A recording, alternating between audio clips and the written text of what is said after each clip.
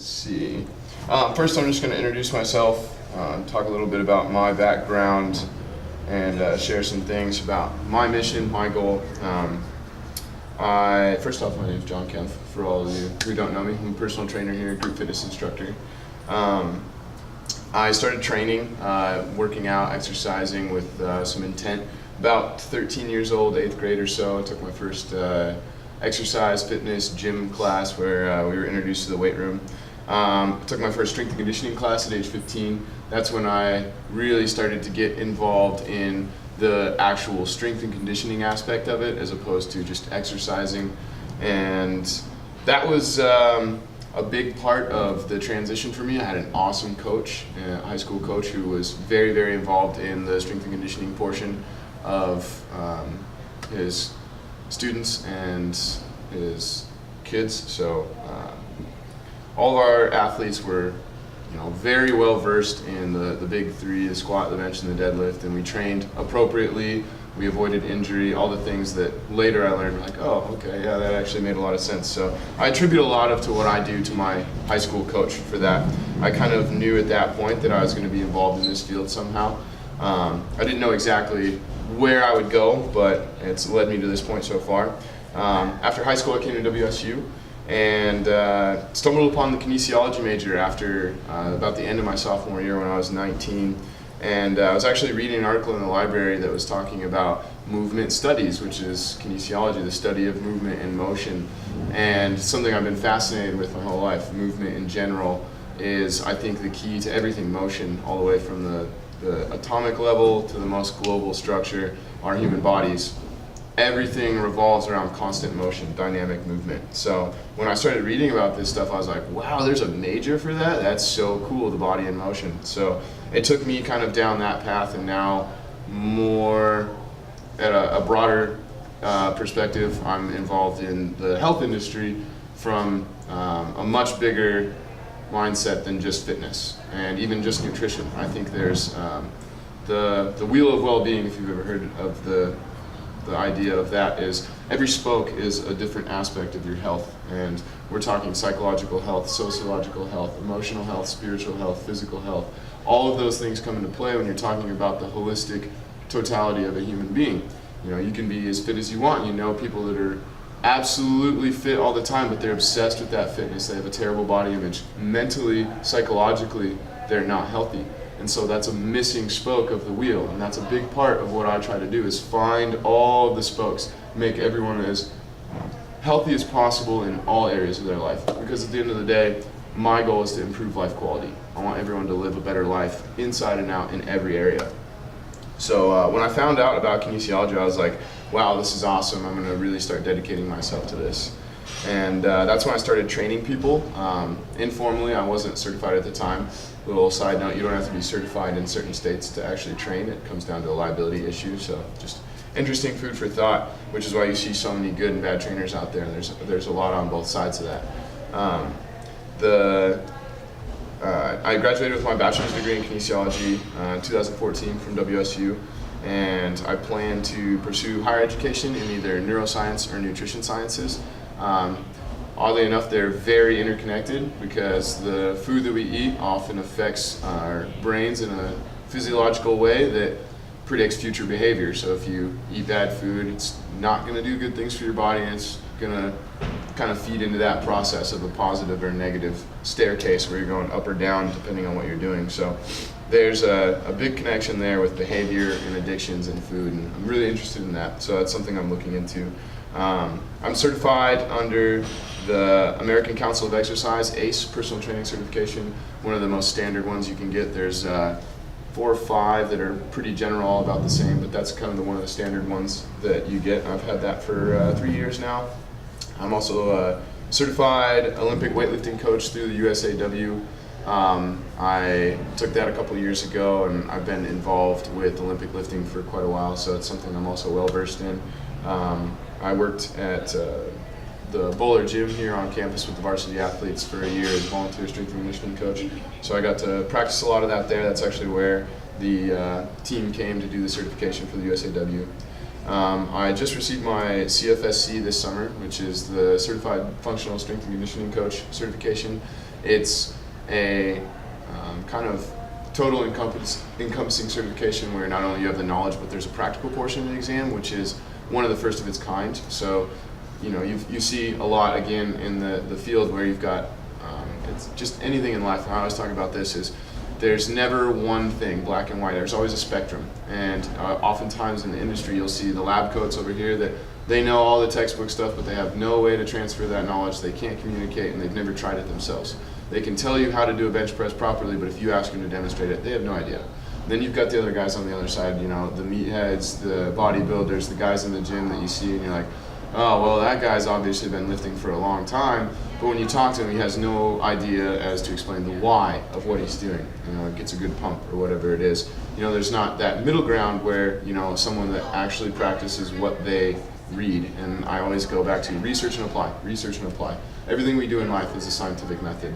You find something you want to learn about, you learn about it, and then you try it out. Then you come back to the drawing board and say, what did I learn? How did it work? Was it good? Was it bad? Retest. That's all it is you keep going through that cycle to modify, improve, and tinker to make things just a little bit better each time.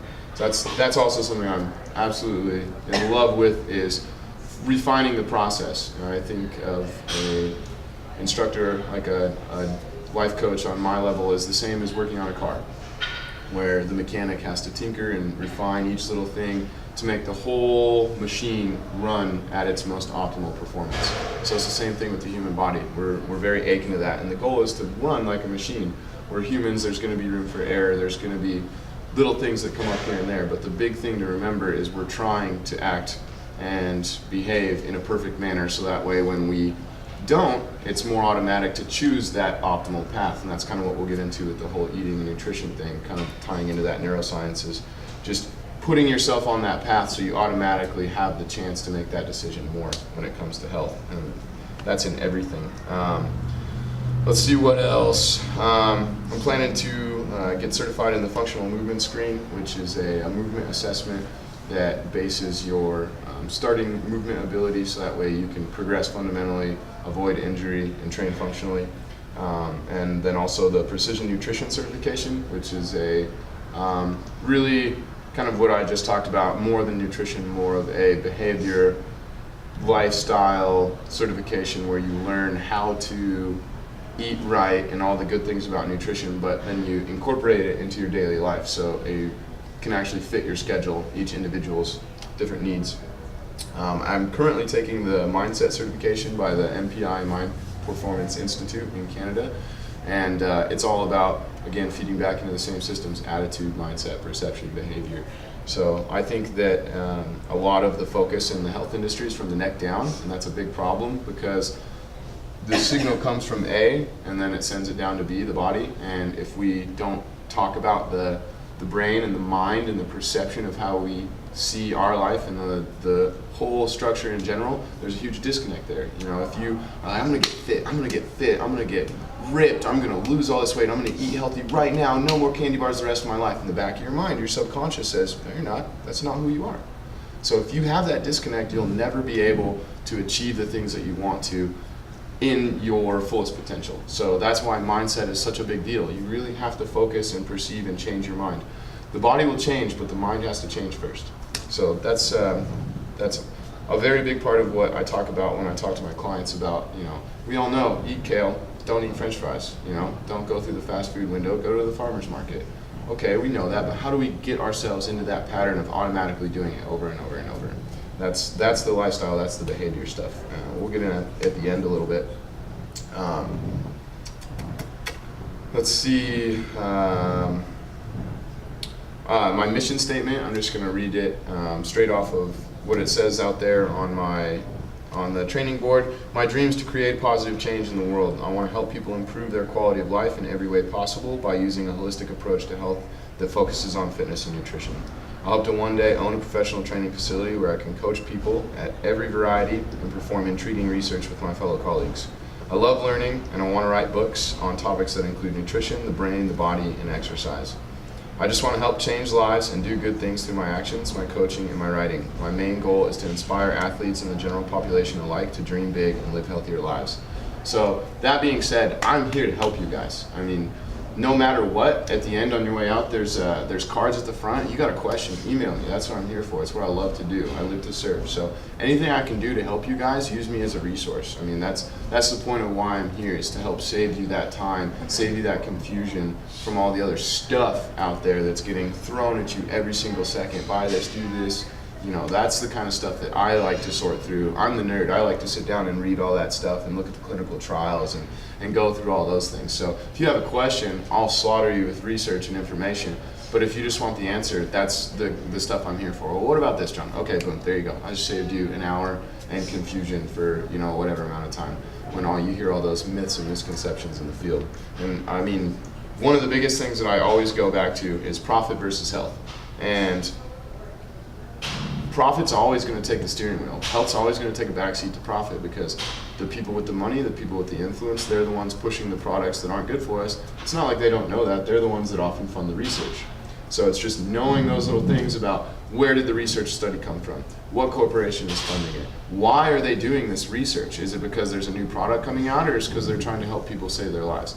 Usually, once you find out some of those small things, you can be like, oh, okay, well, this is BS, and oh, this might actually be helpful for me. So again, it's just turning on those filters in your brain to allow you to decide what's right or not. And then from there, again, research, apply, try it out. If you don't like it, you don't like it. If you do, you do. The one problem with our industry that I think is going to be the biggest paradigm shift in the upcoming years is acute versus chronic, treatment versus prevention. We live in a treatment society where we treat conditions purposely to allow a continuous feedback loop, because again, it's profit. If you have self-sustainable people that don't ever have to come back to you, you don't get any money. So those companies want people to come back. They want dependence. They want a system that they can rely on, so they don't have to worry about where their next meal is coming from.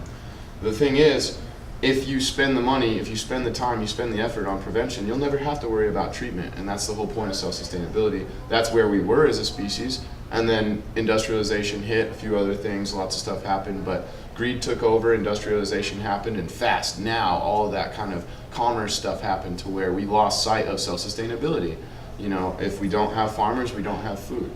If we don't have a water supply, we're not going to be able to continue living the way we do in our society. You know, even in America, there's water shortage problems going on right now. Those are the kind of issues about self-sustainability that we need to think about. If you break an arm or you have a heart attack, Western medicine's awesome. They're going to help you. You're going to go right in. They have great trauma centers. They have great ICU units.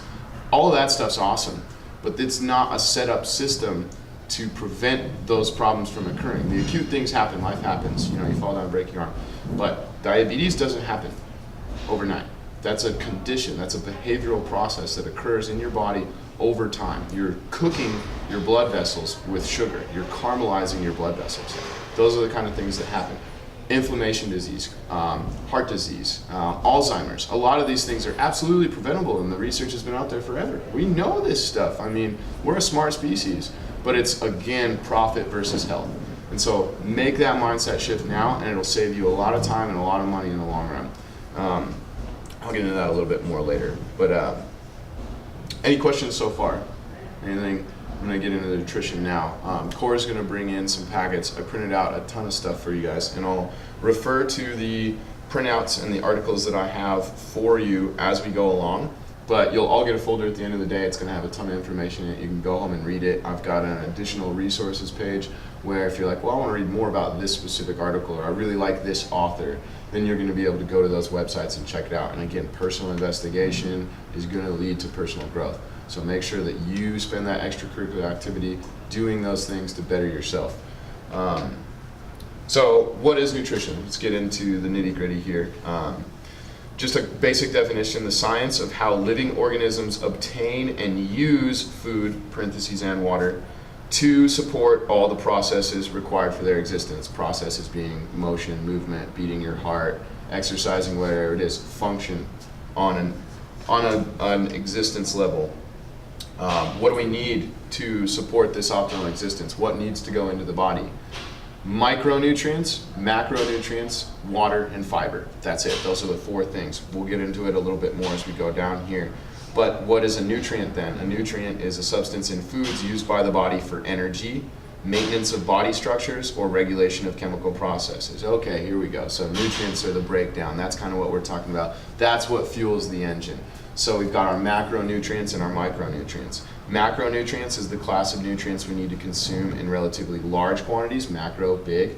Those are our proteins, our carbs, and our fats. Those are the three macronutrients. Those are the ones that you eat in your food, okay? And then the micronutrients, exact opposite, micro, small, the nutrients that we need to consume in relatively small quantities. One of the examples in this book was, for example, you need, it was like 27,000 grams of protein over a year or a lifetime or something, a lifetime I think, but you only need, it was like 0.2 of a gram of iron in your entire lifetime, so macro versus micro. The micronutrients are your vitamins and your minerals that we get in our food, but also we can supplement those nowadays with your multivitamin, whatever it is, they've got those as well. So the one thing I want to touch on here is nutrient density, and that's the relative ratio of nutrients in food, the good stuff, the stuff that gets us going, that fuels all those processes, versus calories, which is just the overall amount of actual energy within the food itself. So an example of a very nutrient dense food would be spinach. There's very, very low caloric level in spinach. You can eat 100 bags of spinach, guess what? You're not gaining a single pound. But it's really, really high in fiber. It's really, really high in vitamin A, vitamin D, vitamin E. So it's got a lot of the micronutrients, so it's very nutrient dense. The exact opposite, soda, where you've got something that has very high caloric level, but virtually it's just syrup and carbonated water. There's not any nutrition to it. It's just a caloric source. So that's one of the articles that I'll have in there. It's called Nutrient Density, and it's an awesome article. It's one of my favorites that I give to my clients. It talks about the differences between those things, the spinach versus the soda. And it's a lot of stuff we know, but it picks out a lot of the smaller details about how to do it appropriately to get the right amount of nutrient density, what foods hold the highest nutrient density, and it gives a couple charts and explains some things just to kind of open the eyes, like, oh, okay, I didn't realize that. And the nutrient dense foods are what you hear as superfoods. So it's a really common term, and that just means they're really high nutrient density, really low calorie levels in the food. And then the bottom line that I want to touch on, and I always talk about this, is JERF, just eat real food. If you live by that acronym, you're going to cut a lot of the slack out of the rope right away. You're going to save yourself a lot of time and heartache just by eating real food. And again, profit versus health. The real food was real food. You didn't have to say, you know, is that organic or natural 200-300 years ago? It just was. What do you mean? That's what we eat. The industry came and we started making Twinkies and Hot Pockets and all this stuff that all of a sudden became the normal food. And food-like products pushed food out of the way to where now there's such a weird stigma towards healthy food where it's almost like you're outcast if you have a green smoothie. And if you don't want to go out to dinner, or if you go out to dinner and you order a salad, people look at you funny, you know, why didn't you get the sauce covered, whatever. And yeah, sure, that stuff tastes great, but I mean, convenience is always awesome, no matter what we're talking about in life, whether it's nutrition or behavior or whatever. So again, going back to it, spend the money on the grocer, spend the money on yourself, and don't spend it on the doctor 10 years down the road when you have to spend way more anyway for the treatment as opposed to the prevention. So just eat real food. My big thing is I follow the 90-10 model. It's not a hard science. There's nothing fancy about it. 90% of the time, I try to eat as natural as possible. 10% of the time, I allow myself to be a human being in the year 2015. That means you're going to go out, you're going to have fun, you're going to socialize. You know, alcohol is definitely something that people do socially as our culture, you know, all around the world. And that's not a bad thing. You just have to understand that it's not something that's good for you. So doing it 90% of the time and eating healthy 10% of the time is probably not a good idea. If you flip that around, you'll probably be okay. So that's something that I follow. You know, you have the freedom to be a human being the rest of the time, and you don't have to worry about those negative physical and psychological consequences. Because if you eat like shit, you're probably going to feel like shit. And at the same time, you're going to be more down on yourself for it. I'm going to be pretty informal, so excuse my language. I'll try not to get too crazy. But the point is, everyone's going to be a human being, but just try to be a good human being. You know, you don't have to do what everyone else is doing. Have that green smoothie and then allow yourself to have that pizza on the weekend, whatever it is. Just remember, the majority of the time you should be making those good decisions. Why? Because it's our responsibility as a human species to optimize our performance, to live healthily, to do those things. I also want to make a big focus on metabolic rate. Metabolism is something you hear all the time. Everybody knows what it is, but do they know why or how it works? Usually not. Really, the easiest analogy I like to use is imagine that you've got a highway. And when you exercise, it's like cleaning that highway out, sweeping the streets. You've got nice open blood vessels, everything's ready to go. So when you take in that food, which is your cars, your traffic, it goes right down the road, no problems at all. Now, when you start to slow that metabolic rate down through inactivity or bad food choices, it's just like a traffic jam. And whenever there's a traffic jam in the body, or in real life, if there's a construction or whatever, what happens? You reroute another direction. Okay, what's the reroute in the body? Fat storage. It says, oh, well, I'm not going to be used here. I'm in this traffic jam. I'm going to go this way. Go store myself as fat. Boom, there you go. You know, and then there's little processes that go along the way, but that metabolic rate is the most important part. Keep the highway clear so traffic keeps going. When you have that traffic block up, that's when you start to see the problems that start to occur, where you start to gain fat and your cholesterol levels start to get crazy, the arteries start to narrow. All those physiological changes that we hear about, what happens when you have a heart attack, those happen because of metabolic rate. And it's called metabolic syndrome. It's one of the biggest problems that we have right now that leads through chronic inflammation, which is the heart disease and all those things, again, going back to that. So metabolic rate, remember that. Keep your metabolic rate high by exercising, moving frequently, eating good food. Low in calories, high in nutrients. That's what's going to keep the traffic going and not have a big pileup at the end of the day. So that's kind of our overview of nutrition as a basic general consensus. Does anyone have any questions as a broad spectrum? We'll get into the shopping and the preparation and the kind of picking apart the other stuff, but nutrition in general. I have a question about like coffee and tea. Mm-hmm. Sometimes I get a little bit confused about like, you know, is it, because I mean caffeine is a drug, right? Mm-hmm. It's, you know, caffeinates you. So I hear that like a little bit's fine. And having like black coffee is fine, but then I hear sometimes it's not. Sometimes it's confusing in terms of like, because it's not really nutrient dense, obviously, but I mean, I feel like we drink a lot of coffee. Yeah. So I mean like, and you know, as a grad student, I drink a lot of coffee, but I get confused if that's like helping me or if that's taking away. Yeah, absolutely. A couple of the finer details there, but something I'll get into more here, but I always talk about it, is moderation. The poison is in the dose. If you're drinking 3, 4, 5 cups of coffee a day, we might want to start thinking about what kind of coffee it is if you're putting anything else in it. I mean, if it's just a cup every other day or, you know, something like that, it's not as big of a deal. It's not going in as much. We don't have to put as much emphasis on it. But I personally drink organic coffee. Why? Because I drink a lot of coffee. And coffee beans are yummy to insects. And so the birds and the insects will come and eat all the coffee beans, and then the coffee company has no money because they don't have any coffee beans. Because it's their competition is the animals and the pests that they have. So what do? They spray it with pesticides, which is just defense against pests, which is poison. They eat it and they die. And then they don't eat it anymore, and then they sell their coffee beans.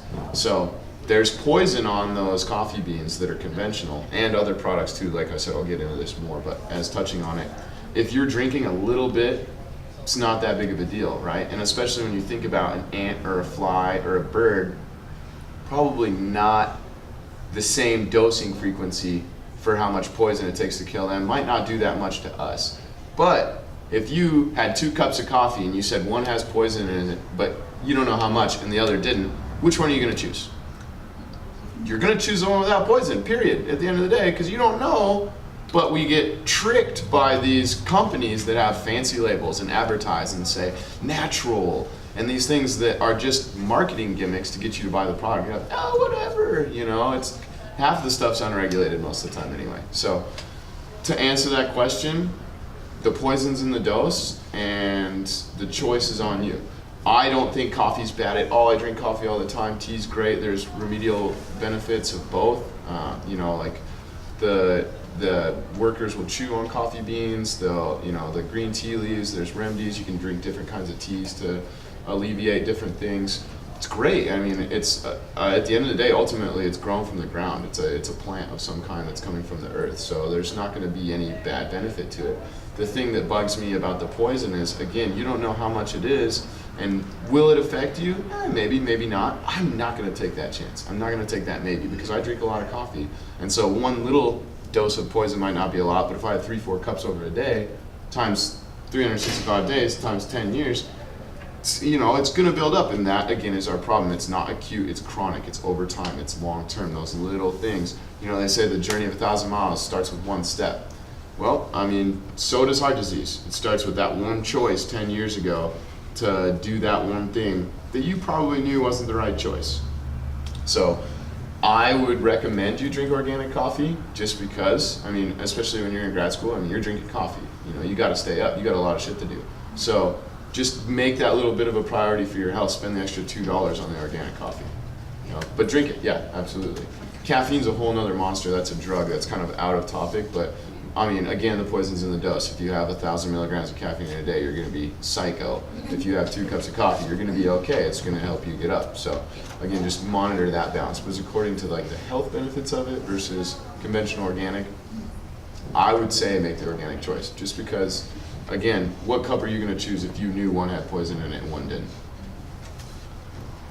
Any other questions? Nutrition? All right. So you can scan through those folders too if you want. Feel free. There's a ton of articles in there. They're all stapled. I'll just continue to reference to them. So if I bring one up, you can kind of bruise through and like, oh, cool, like the Clean 15 Dirty Dozens one that's a one-sheeter in there. Buy these organic, buy these conventional. These ones get sprayed a lot. These ones don't. So those are little things that you can take in mind to save those extra couple pennies and not worry about having the bad effects. So we're going to get into shopping 101. This is one of the biggest problems is we know eat the kale, not the french fries, but when we go to the store, there's 180,000 products that are being advertised to you every second of every time you go into the store.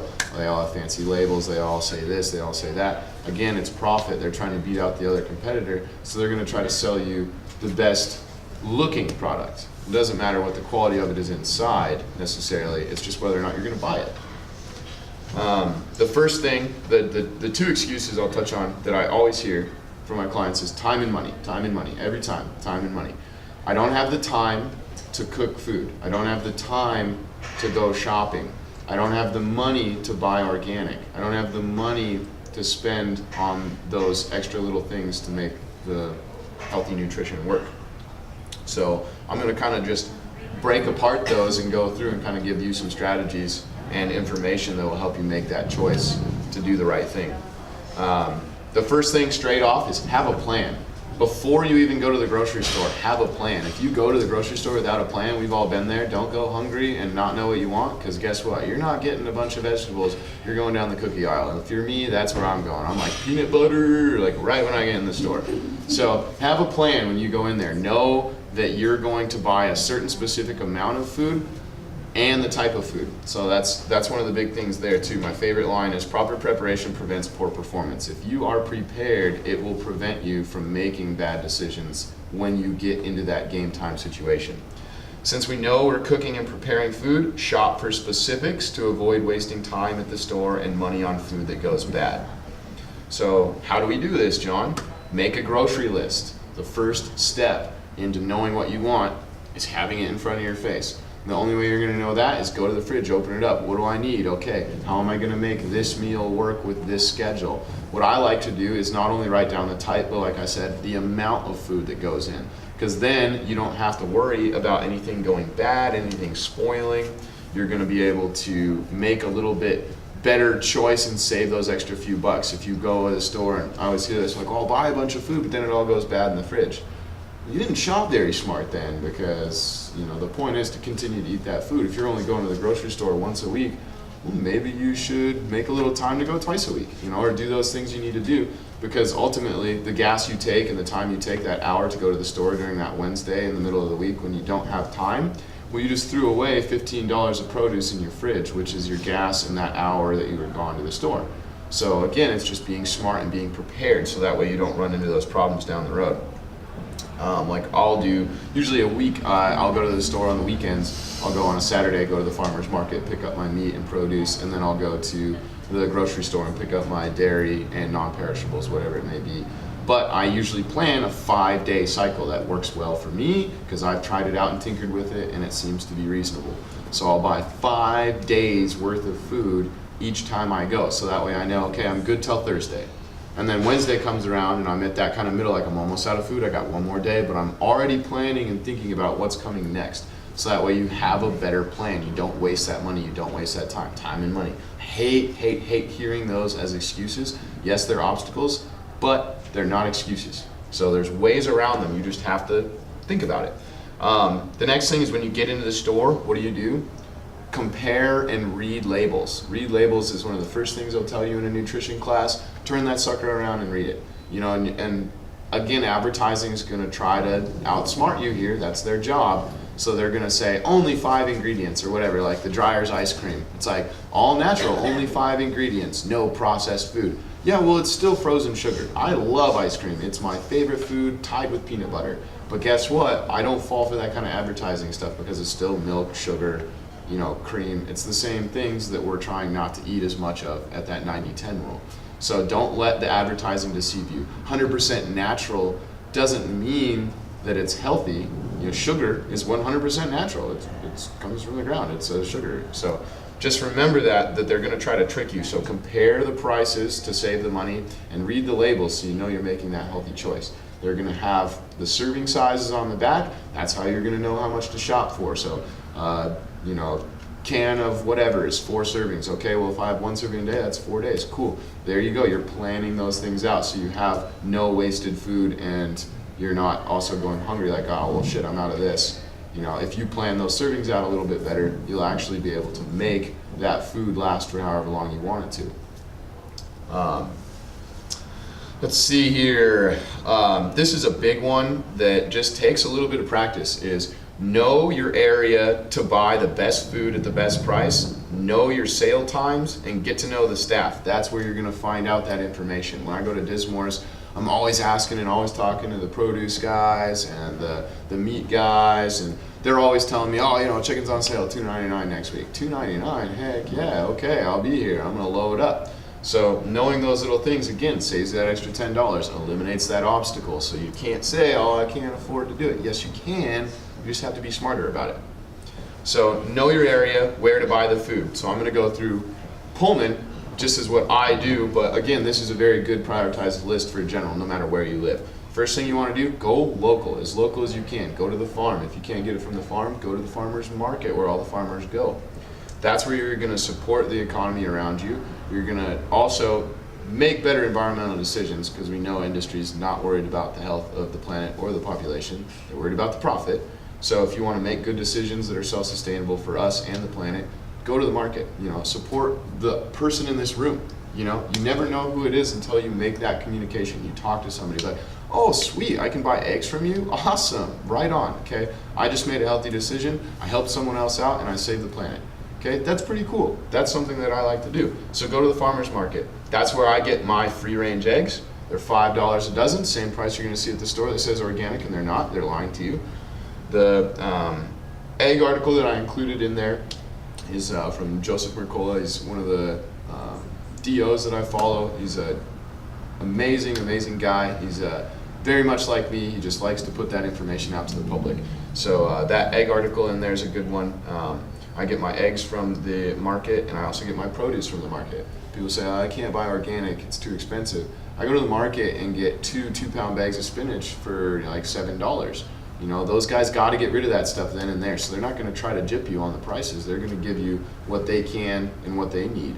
So it's a really easy, good kind of buy-sell environment, that open trade. That's something that we've kind of lost through industry, and I think is a big part of what's going to help us in the future come back to that self-sustainability, is find those local people, support that product, and the money, it shouldn't be an issue at that point. The next place you can go, if it's not the farmer's market, it's the co-op. They've got great grass-fed meat prices. They say, well, I can't afford that grass-fed meat. Actually, this was last Saturday, not a sale, $4.39 a pound for 80/20 grass-fed beef down at the co-op here.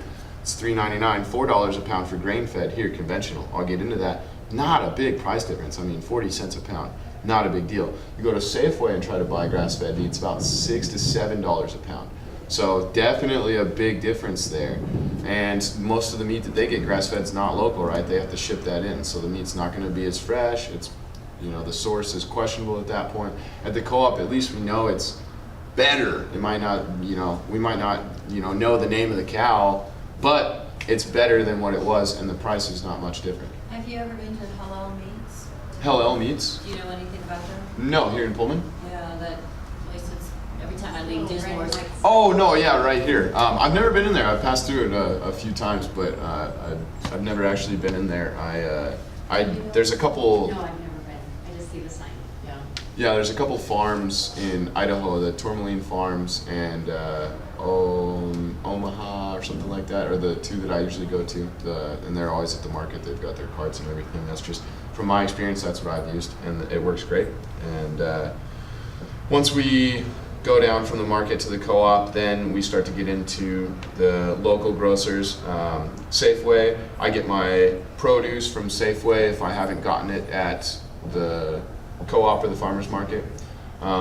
They've got a pretty good organic section there. The prices aren't too bad, but again, the less local, usually the more price you're gonna have to pay. A lot of that's the shipping price of them paying the company to bring it across state. So again, try to go as local as you can there, but I do get my produce there when I need to, and also my dairy products. Dismore's I'll go to for my produce. I live right on here on Grand, so it's an easy fit for me. I don't have a car, so it's nice to go there when I just need to get a couple things. Their organic section is not very big, but they've got some stuff there.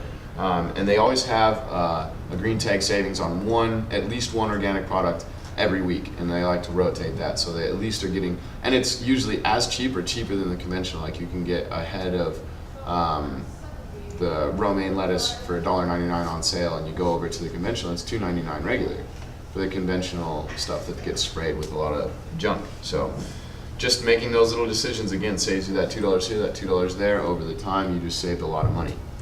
I also get my chicken at Dismore's. It's $2.99 a pound when it goes on sale, sometimes $2.50 a pound, but it's usually $3.99 a pound, which still isn't bad. They marinate it for you, cut it up. It's good quality from what I can afford, and again, do what you can to make those good decisions. If I had the ability to buy absolutely everything organic, I would. If I had the ability to grow my own stuff, that's really what I would do. That's my end goal, is to be self-sustainable. So just remember that we're always going down that quality filter of what's the best, and then, okay, well, what fits my budget? I'm gonna touch on some stuff, organic versus conventional. One of the big arguments is organic food more nutritious? And a lot of that depends on the soil quality. And typically organic farming uses higher quality soil, so they generally will yield higher nutrient density. The studies that often show that there's not significance, check who funds the study. And the same goes to the studies that show that organic farming's more nutrient dense, check who funds those studies. They're usually a lot more independent, a lot more friendly, a lot more open, a lot less bias when it goes for the organic as opposed to the conventional. The nutrient density is one of the big arguments there. Well, I mean, there's not that much of a difference, so why would you spend the extra money? Well, actually, as more research comes out, it shows there is a difference. One of the big ones is on tomatoes. They did a study. Higher vitamin C, higher something else, and higher lycopene, which is just something that's really good for our eyes. They're just more nutrient dense, and it shows that through research, so it's something to consider. You can spend that extra money on the more expensive product, but you're getting the exact same amount of nutrients for price when it comes down to the day. This one's $3, this one's $2. 3 of these is the value of 1 or 2 of these. You're gonna be spending more money to get the same nutrients on the conventional food as you would if you just spent that extra dollar on the organic food and filled yourself up. Another one that's big for me is, especially for the sustainability of this planet, I want to have kids and I want to be comfortable knowing that I can raise them in an environment and a planet that's not going to poop out eventually because we've sucked it dry. Conventional farming takes a big toll on the environment, saps the nutrients from the soil, And you can see that everywhere. You know, look at the pictures of California where they got the crop circles. The land is toast. The land is done. You can't grow anymore. I mean, it's going to be life cycles before that land will ever be able to be used again for farming. You look at organic farming methods, they're much more into the whole circle of life idea, where we continue to rotate the soil and rotate the crops that are being planted there and plant certain things next to other things, so that way this gives the soil this and this gives the soil something else. So it's a much more of a synergistic kind of connected environment where everything's using everything instead of just sucking it dry to make profit. There's more of a cycle set up. So getting into the nutrients from the soil, this is one thing that I always say. It's not what you always hear, you are what you eat. That's old news. You are what you eat eats, and it makes absolute perfect sense. I always use this example, she's heard this. If you go to the gym and you have to eat somebody, you know, you can't eat the animal, you gotta eat a human being. Who are you gonna eat? Are you gonna eat the person that has a McDonald's cheeseburger looking pale and sickly and unhealthy and whatever else the case may be? They look unhealthy clearly. Or are you gonna eat the person that's over there with the green smoothie, lean body mass, no body fat, absolutely healthy looking, vibrant, good skin? You're gonna make that choice. Again, back to the poison in the coffee. I mean, if you know, then don't let yourself succumb to that choice just because of marketing and it's a different topic. You know, yeah, we're not eating humans, we're eating animals, but if you stuff 500 cows in this room, they're probably not gonna be that healthy of cows. You know, so that's the same kind of concept. If that cow's eating poo and grain as opposed to grass and, you know, frolicking around happy, it's not gonna have as good of nutrient density in the meat. Those are facts through research that there are articles included in there. There's one on grass-fed versus grain-fed. We'll get into that a little bit more here. But Excuse me, I'm sorry. no, go ahead. You keep saying we're gonna get into that later, so it sounds like you're gonna run longer. Yeah, we're gonna go. We're going 9 to 9:45. It was more 9:15 to 10 was the plan. But yeah, there's not a whole lot more. I've got a few sections more to go over, but it's really just about the quality at this point. We're going over. Sorry, I just soil had and something nanoparticles. else, so I didn't want to miss No, anything. no, yeah, you're fine. If you got a jet, you got a jet. That's okay. Don't worry about it. Like I said, you're gonna find pretty much everything in that packet. Where was I? Soil. Okay. So going further into that, and then we talked about the soil. What about the pesticides? So conventional farming uses pesticides and herbicides to keep the competition at bay. You don't want the weeds taking over and the bugs eating your money. It's competition at that level. So these products are meant to poison and kill the other consumers. And if it poisons them, it surely has a poisonous effect on us. Can't be that much though? Well, depends. Again, going back to that example, depends how much of it you're taking in, and it depends on what product it is. Certain things get sprayed more than others. That's one of the handouts I included. It's the Dirty Dozen versus the Clean 15. It's just a way to save a little bit of money and not buy everything organic and buy the ones conventional that you need to. Like for example, apples, your leafy greens, strawberries. Those are things that are yummy and they get eaten a lot by the bugs. So you have to really spray them down with the poison to make sure that they don't eat them. So when you're getting it, it's laden with that Roundup or whatever it is, you know, akin to rat poison. You know, it's just on a smaller scale. And we know that stuff's not good for us. So it kind of goes back to preaching the key is in the moderation. The poison's in the dose. The problem is Mother Nature's smarter than we are. It's been around for a long time. We haven't. So natural selection's figured out our scheme, and evolution has really kicked it up a gear with the whole pesticides and herbicides thing. So their life cycles are way shorter than ours, right? So they're going to be able to evolve to the environment much quicker. So you've got these sprays that are going on, and then these bugs that are coming out that are continually pumping out resistance to these sprays. And one of the documentaries I have on the additional resources sheet is called GMO OMG. It's kind of an informal documentary.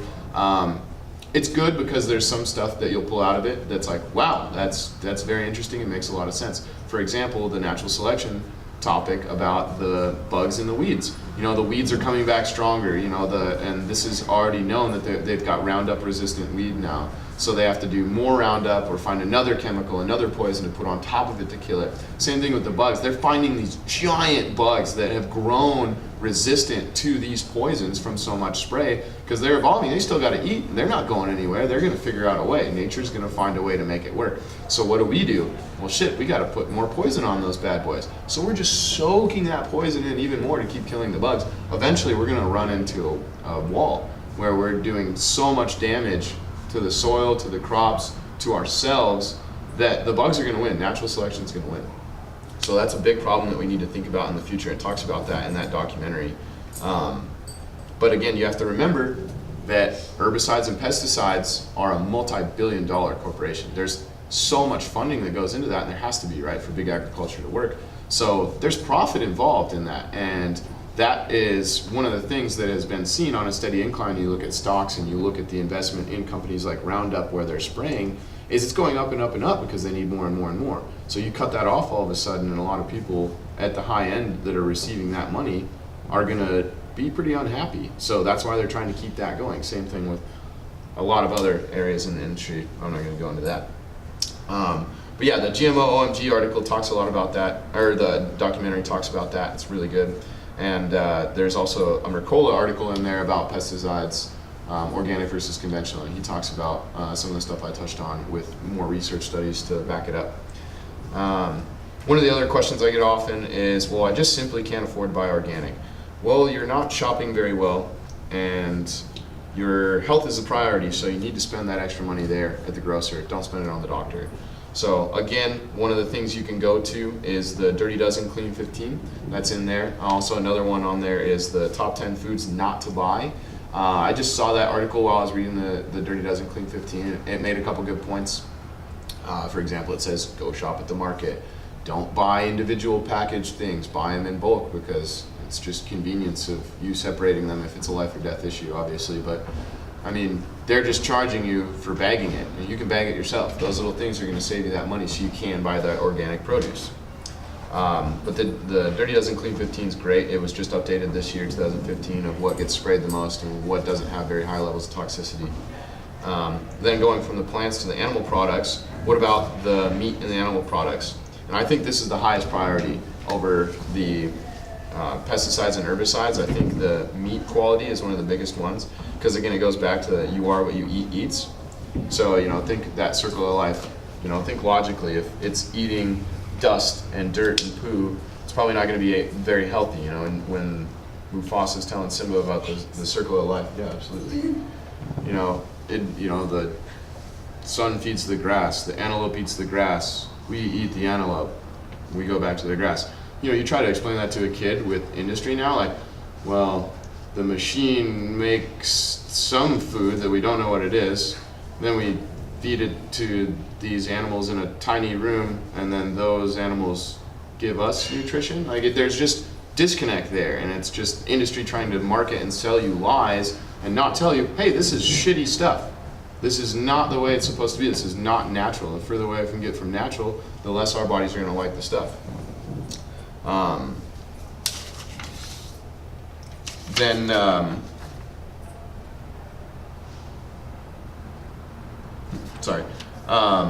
Then also one of the big ones is, you are what you eat. Obviously, if it's not eating good food, it's not going to put out good food.